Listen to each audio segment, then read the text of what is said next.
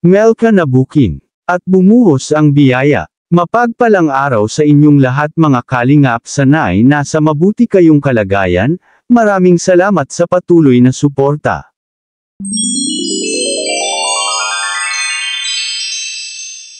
Isang napakagandang pangyayari talaga ang dumating sa buhay nila Melka at ng kanyang buong pamilya.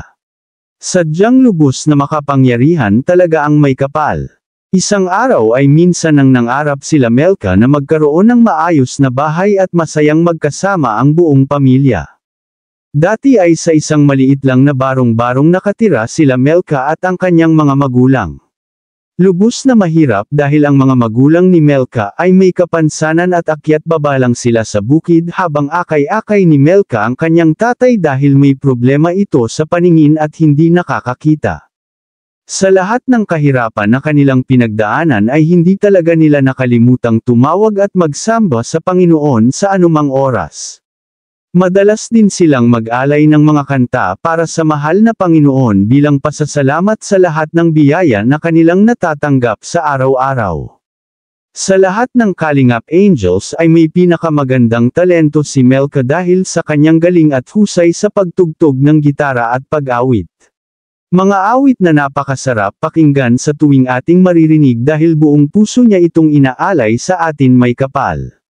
Bukod sa magaling sa pagtutog ng gitara at pag-awit si Melka ay magaling din ito sumagot sa mga katanungan at maraming mapupulot na aral at mensahe sa bawat pagbukas ng kanyang bibig lalo na kapag nagbibigay ng mensahe para sa lahat.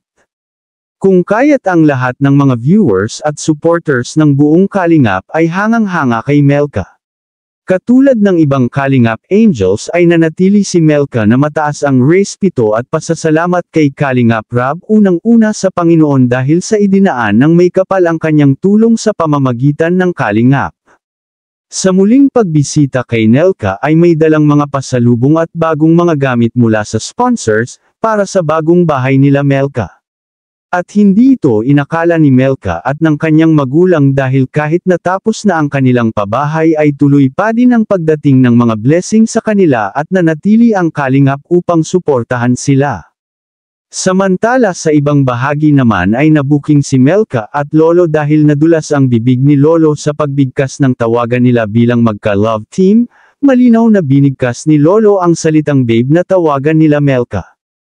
Ang masasabi ko sa'yo, okay lang yan Melka na love team ka pero wag mo pababayaan ang iyong pag-aaral at ituloy mo lang ang mga pangarap mo sa buhay at sana ay hindi ka magbago, dahil isa ka sa mga Kalingap Angel na aking hinangaan dahil sa iyong magandang pananaw at pananalig sa ating may kapal. At iyong inaalay ang iyong buhay para sa kanya. Anong masasabi mo tungkol dito mga Kalingap? I-comment mo lang sa baba ang gusto mong sabihin at ating babasahin isa-isa. Maraming salamat po, to God be the glory.